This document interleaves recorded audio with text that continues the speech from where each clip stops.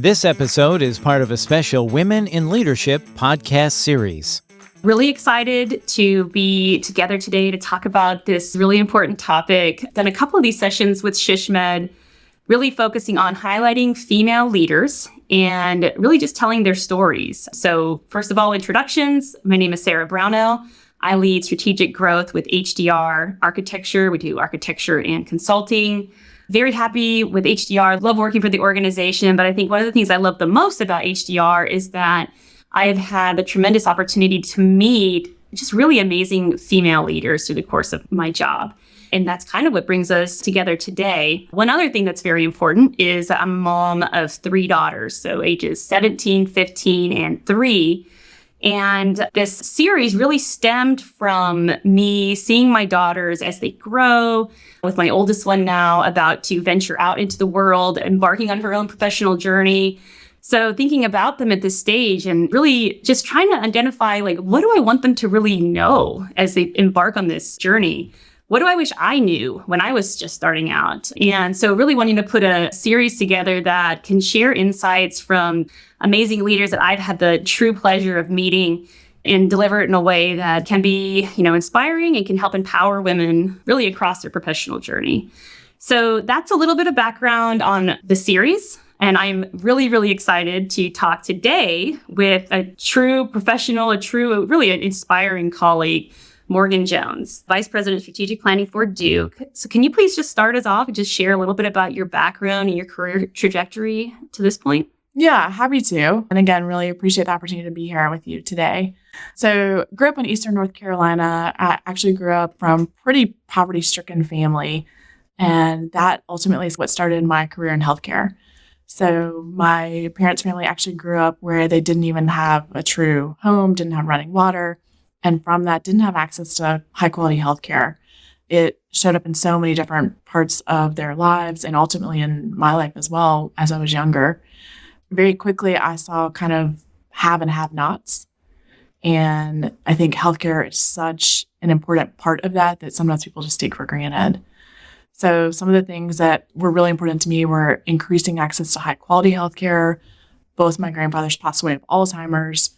One grew up and was in a family that they were a have family. They had access to healthcare. They had access to services and providers and medicine. The other one did not. And the one that did not died much younger and a much more severe death because of it.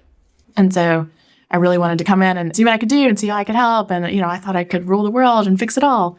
And after I decided I wasn't going to be the first female president of the United States, then I decided, I thought I wanted to be a lawyer in the healthcare field.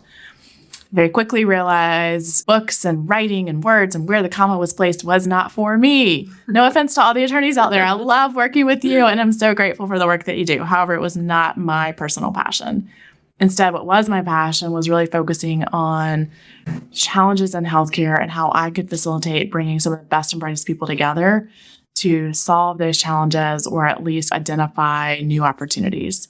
And that's really what I've been able to do. So all the way from coming right out of undergrad, going to do cognitive and heuristic studies for a physician CME firm, to working on the Hill as a healthcare advisor, to working at Joint Commission, to working at the Department of Veterans Affairs in operations and saying, operations is not for me, to now being in strategy.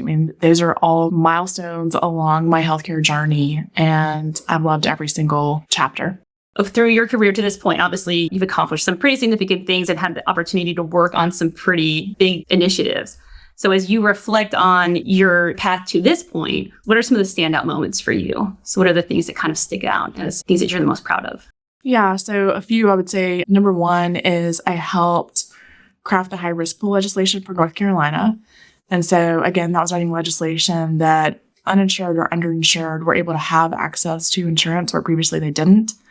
Wasn't necessarily popular across all parties, but again, it was something that was able to improve the health of the community.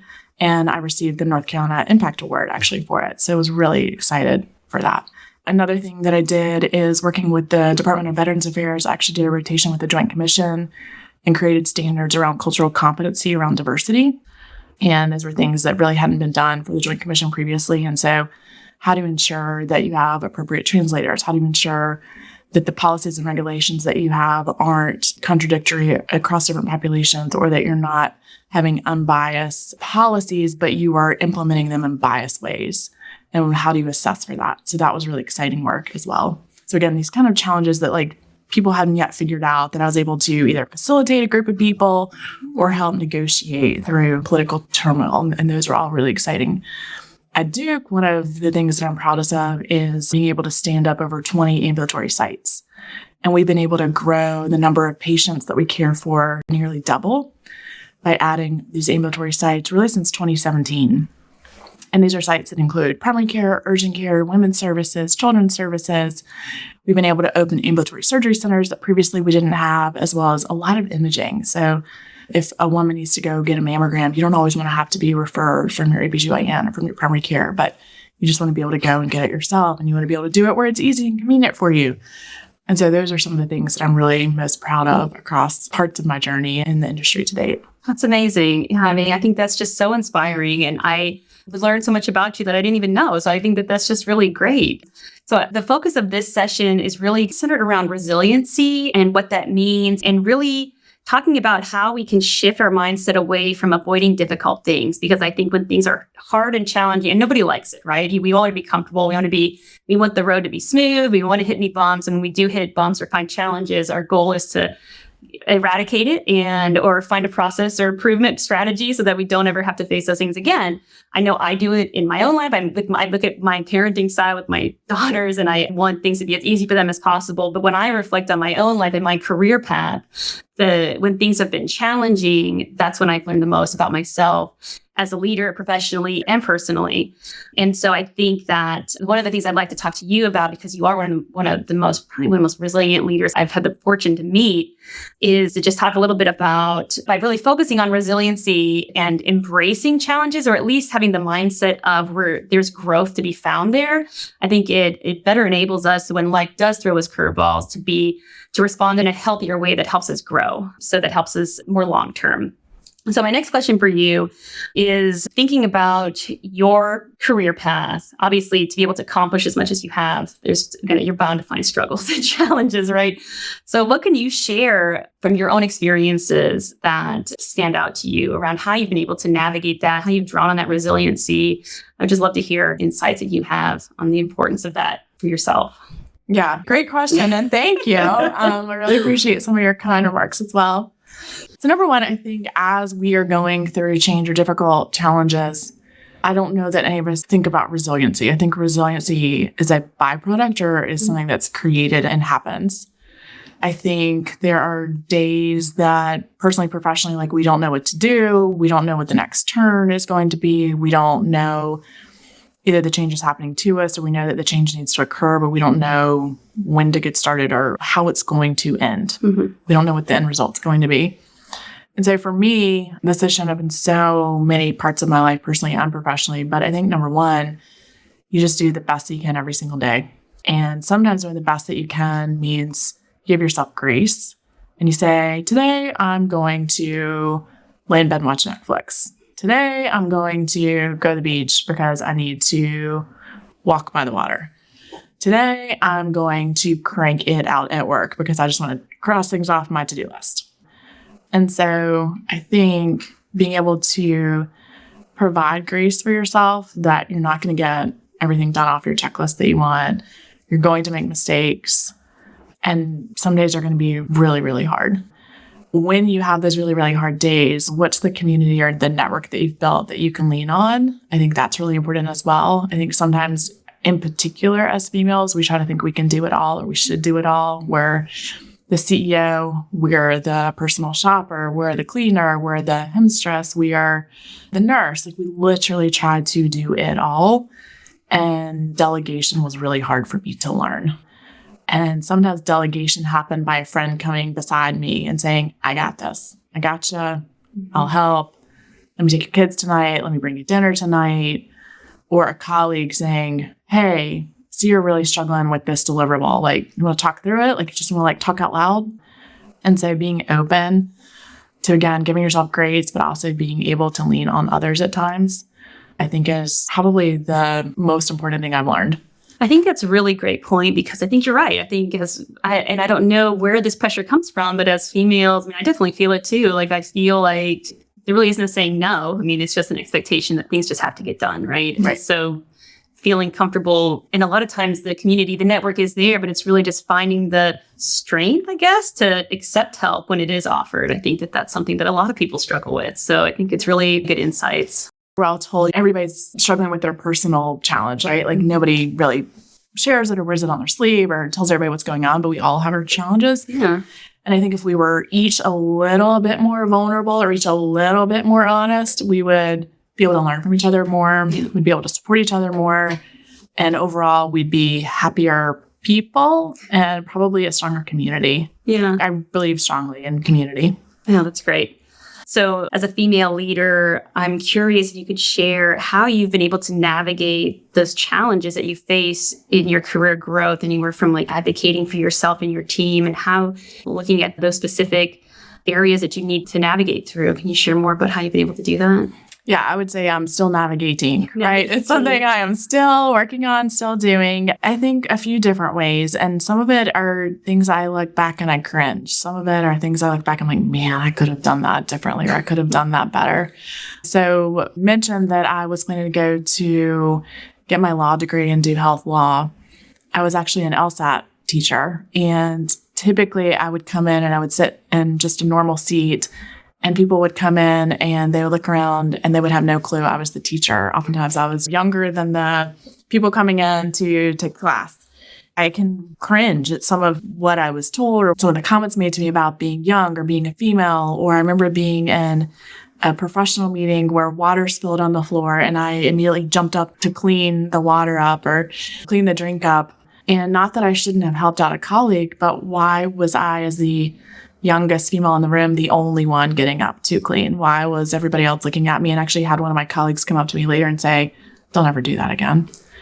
And she was doing it from a way to say, you should not be the one. If someone spills their drink, they have an accountability responsibility to clean it up. If you want to help them, fine, but don't jump in to try to take care of everybody else. Mm-hmm. And so again, those are some of the cringeworthy moments or examples of some of the cringeworthy moments that have helped me to say, you know what, we all have moments of imposter syndrome. And I think females suffer from it probably more so, but it's this feeling of, how did I get in this place? I don't deserve this. Somebody's asking my opinion. Well, what do I have to offer? And instead, how can we say, here is what I have to offer. Here is what I've experienced. Here is my thinking. Or sometimes it's just a question. Sometimes asking a good question can be the most valuable part of a conversation. It can turn a conversation. It can pivot it in a way where maybe we're spinning. Maybe people don't know what to do. And oftentimes people talk about it as kind of this fresh eyes perspective, which I kind of go back and forth with. I always appreciate fresh eyes. But I think, again, as females, sometimes we are quieter or slower to speak up. And so I start with making sure my team knows that everybody has a voice at the table. I want to hear from every single one. I try, even at home, to say, if you've already spoken up once, like try to ask somebody else to speak. Like try to see like if they have a thought or an idea. And again, this is with 7 of us at the dinner table, so it can be a little rambunctious. And so I try to instill things like that encourages others to speak up, encourages others to have questions, provides a place of safety where all questions can be asked. And sometimes it's just asking for an ally, somebody that's really close to you, to say how to show up. How did I show up in that meeting? What could I have done differently? Where did I come across confident? Where did I come across as weaker? And being able to accept that feedback and learn from it and apply it in the next meeting. And hopefully you can also provide one of your colleagues or allies kind of similar feedback as well. I think it's harder as you grow from a team member to a supervisor. So how do you become an advocate for others and even a mentor for others? And that's been something that has been really important for me, identifying top talent and investing in them and pushing them. And sometimes you got to push them out of the nest. You got to say, you are ready for this. Mm-hmm. I remember one teammate that I have on my current team, and she listens, she'll know exactly what I'm talking about her. But I think sometimes we as females also feel like things have to be perfect. And so we had a pretty serious question where I was like, hey, did this really require A+ work, or could you have provided B+ work on this one? Because she was just killing herself. She was putting in too many hours, and the additional 5 hours that she was putting into the work was probably only making it 5% better. And it was stressing her out, and she wasn't getting other things done, or she wasn't going to the gym because she was just focusing on this project. And I finally said, time out. Who is this going to? It's not going to the board. It's not going to the most senior parts of the organizational leadership. And it's our first pass for this deliverable. It's okay to give this a B work effort. And she'll bring that up today. She'll say, even today, when I get a new assignment, I'll say, okay, what level effort do I need to give this project? What level effort do I need to spend on this particular assignment? And I would say that's step one. I could probably spend an entire podcast just on that question. I think it's a great idea for a podcast. No, and I think it goes back to that minimum effective dose, So what is that critical point? I think it's just so great to hear you talk about your experience and then how you're using that now to mentor your team and carrying that forward. And then also how you rely on your network to get yourself that feedback. So you're continually improving and identifying those opportunities to just grow. So I think that's just really great insight. So you've got me beat. I have 3 daughters. You have 5, right? Yes, I do. I'm curious, and it's just definitely something I'm thinking about with my oldest now graduating high school. What advice would you want them to know that you didn't know? Or what would you want your younger self to know as you were starting out? Like, what are the things that you think are most important? So they're not going to listen to you, but maybe someday they'll listen to this podcast. Yeah. And listen to somebody else. So yeah, such a good question. So I think a couple of things. I think when we're growing up, we all kind of have what we think our life is going to be or what it's going to entail. Mm-hmm. And I promise you, every single one of us is going to get it wrong. Right? Like no matter what we predict, no matter what we say it's going to look like, there may be portions that are very close to our ideal, but even our ideal is probably going to change pretty significantly. So I never expected to have 5 children and 5 girls at that. How that came to be, I'll quickly go over, but I'll also say the way I was when I was very first a mom with my very first child who wasn't put down, only ate organic food that we made. Nobody could touch her without washing their hands. She wasn't going to bump her knee. And who I am now as the mom of 5 girls is very, very different. And I think number one, being a strong person is teaching others how to be strong and how to be their best self as well. And it's okay if you get a cold. It's okay if you bump your knee. It's okay when you have those really tough moments and allow yourself to be emotional in the moment. All of that is okay. And I think it actually makes you a stronger person. And again, I think sometimes we don't allow ourselves to have those emotions or feelings. I tell my girls a lot, we can't always control our emotions, but we can control our behaviors. Mm-hmm. And that is really important. So making sure that you can sit by yourself sometimes with your emotion, but you still have to control your behaviors, and how we show up for each other and support each other is really important to me as a mom. So very quickly, fell in love with my high school sweetheart, got married. We were together 22 years. We had 3 girls, absolutely amazing, kind of 2 years apart, this perfect little family. Take the girls to swim team practice one day and come home. And unfortunately, he has had a heart attack and has died. And our youngest was actually the one that found him. And so that was, again, probably the darkest moments of my life. And knowing that I had to keep going, both for myself, but ultimately for our girls, was significantly important. And I think goes back to perhaps the word resiliency, that at the time I wasn't feeling resilient at all. I was feeling very broken. I was feeling like I wasn't sure how I was going to get through that day, let alone the next day. I didn't know how I was going to be able to help the girls or have happy moments again. And it was little by little, and it was through community. Again, now I have these moments where I can look back at my late husband, and it's not just sadness, but these amazing moments of joy and happiness, and we'll laugh out loud about the memories and about funny things that we see or hear, and it reminds us of him. I'm also super blessed now to now be remarried and with this amazing man that has 2 girls. And so together we have 5 girls, 8, 9, 10, 11, 12. And it is a constant circus, sorority house, beauty shop, lots of emotion. We talk about it as being a beautiful mess. And I think that is what life has become for us. It is a beautiful mess. And I want our girls to know how important love is, and love comes in so many different shapes and sizes. And again, maybe different from what you originally expected or intended. But every single person in your life that loves you contributes to you being your best self. And so how do you make sure it's always additive and always loving? And that how do you receive that? And again, we're not always great at receiving the love, but I think you have to first receive it so you can give it back. Yeah, I think that's great. I really appreciate you sharing that story. I know that it's a hard one to tell, but I can feel the appreciation that you have for the journey and just really appreciate that. I think that you mentioned a couple things there, talking about how you handle the uncertainty and just going with the flow a little bit. So understanding that your plan is not always going to be your reality, right? And I think that that is something that's so important to understand in our personal life and also in our professional life, because you have to be flexible and adaptable to when life throws you those curveballs. Like, what are you going to do with it? Like, are you going to really just crumble and quit, or are you going to continue on and grow and make something beautiful out of it? So I think that that's just a really important message. I'm curious, looking at all that you've gone through, you've accomplished so much as a young leader, you've so much more to do, having experienced all of this at this point in your life. Like, are there elements of the resiliency that you've seen come to the surface in your personal life that you carry through in your professional life? Like, I'm curious how going through this tragedy, how has your profession benefited from that? How have you grown professionally from that? If what's the... Yeah, a couple of different ways. Number one, I mean, imagine being with your high school sweetheart. We were together 22 years. They passed away.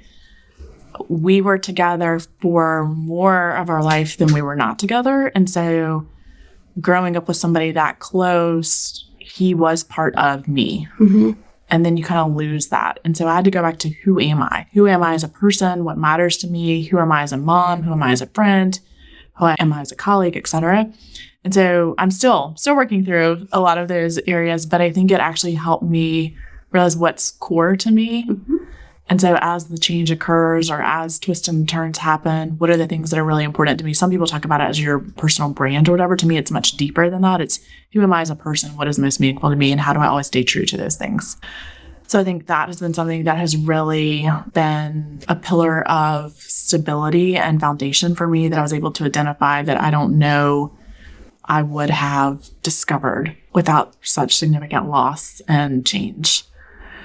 I think another thing is I feel more okay now with change, and maybe even a little bit more okay now with some risk that perhaps I wouldn't have been as comfortable with previously, because change can be so uncomfortable. And sometimes when you're going through it, you can't imagine better days. You can't imagine the sun rising the next day and a smile happening on your face or whatever. And sometimes it's as simple as watching my kids laugh or listen to their dad sing on a recording, and they're not sad about it. They're happy about it, and they share stories. And that's when I feel like, okay, I'm doing something right. And if I'm doing something right as a mom, it helps me show up for work better. It helps me do a better job at work as well. It helps me be a better friend. So again, like for me, it's all about, we each bring so many different parts of ourselves to work. But I think the fuller perspective you can bring, the fuller, better person ultimately you're going to be. And again, I just think going through such trauma and such loss and such change, there's a bit of you that you have to believe that things are going to get better. You have to believe things are going to be happy again. And what I started to really focus on is you make the best decision you can every step of the way. None of us have a crystal ball. I work in strategic planning, right? Like, how many times are people like, well, what do the next 5 years of industry look like? And what do we need to prepare for? And what's going to happen with this law? And what's going to happen with CON in North Carolina? And you're like, you know what? I don't have a crystal ball. If I did, I might be doing something slightly different. but we don't have crystal balls. And so how do you make the best decision that you can every single step of the way and be confident enough to make a decision? Sometimes we don't make decisions because we're so scared of what the outcome may be that change happens to us. Yeah. And sometimes just being an advocate or taking agency for your own change can be so empowering. It can be more engaging. It can be more fulfilling to say, I'm choosing to take on a new job. I'm choosing to move to a new house. I'm choosing to hire this employee, whatever. All those things. Or I'm choosing to take Friday off because I need to go walk on the beach. Like whatever it is, like being more purposeful about the decisions for me has made me more comfortable and confident in the change occurring and seeing the positive in it. That again, I think helps me to not second guess and helps me to grow. And I think it also helps my team be happier because I'm clearer about direction. It helps my girls be stronger because they know what we're doing when we're doing it. So that's one example. No, I think that's great. And I think you're right. I mean, what other industry is changing as rapidly and is facing so much uncertainty than healthcare right now? So I think that you, to some extent, leading the strategy team here, you have to be comfortable with taking risks and living with some uncertainty, right? So, I mean, it's and be willing to consider the unimpossible things that you thought would never happen.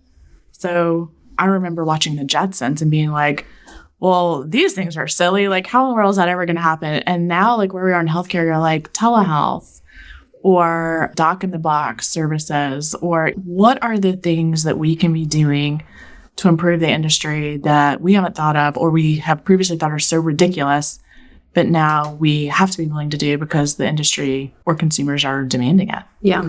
So I have one more question for you. You are such an amazing, dynamic leader.